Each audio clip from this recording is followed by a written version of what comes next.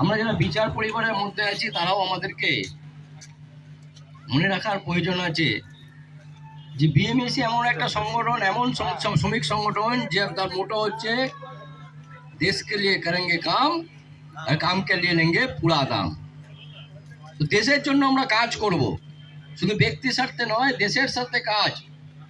এটাই ভারতীয় মজদুর সংঘের মোটো বা ভারতীয় মজদুর সংঘের আদর্শ। আমরা বিভিন্ন ক্ষেত্রে যেমন দেখে থাকি, ছাত্র ক্ষেত্রে একটা ছাত্র আন্দোলন, এবিভিপি অখিল ভারতীয় বিদ্যার্থী পরিষদ, শ্রমিক সংগঠনের ক্ষেত্রে ভারতীয় মজদুর সংঘ আমরা দেখতে পারি। এরকম বিভিন্ন বিচার পরিবারের লোকেরা আমাদের সাথে যুক্ত আছে এবং যুক্ত শুধুমাত্র আছেন এই কারণে যে আমরা সকলে যে বিভিন্ন ক্ষেত্র আছে সেই ক্ষেত্রে বিভিন্ন ক্ষেত্রে নিজেরা কাজ করব এবং কাজ করব কার জন্য? শুধুমাত্র দেশের জন্য, রাষ্ট্রের জন্য, সমাজের জন্য, সমাজের মানুষের জন্য। রাষ্ট্রের যাতে উন্নতি হয়, সমাজের যাতে উন্নতি হয়, তার প্রচেষ্টা আমাদের সকলের মধ্যে দিয়েই আমরা সেই চেষ্টা করে চলেছি। আমাদের একটা লক্ষ্য ছিল, আমাদের একটা আদর্শ ছিল, আমাদের একটা ঘোষিত নীতি ছিল কি আমরা কাশ্মীর থেকে 370 ধারা সরাবো। আমাদের ঘোষিত লক্ষ্য ছিল অযোধ্যাতে রাম মন্দির তৈরি করব। আমাদের লক্ষ্য ছিল 3 তালাক ভারতবর্ষ থেকে বিলুপ্ত করব। আমাদের লক্ষ্য ছিল ভারতবর্ষের মধ্যে এক আইন আমরা চালু করব।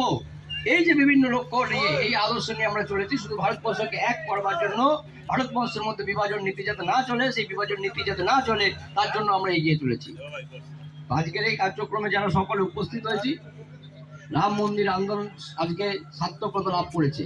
কাশ্মীর থেকে 370 ধারা বিলুপ্ত ঘটেছে, 3 তালাক ভারতবর্ষ থেকে বিলুপ্ত ঘটেছে।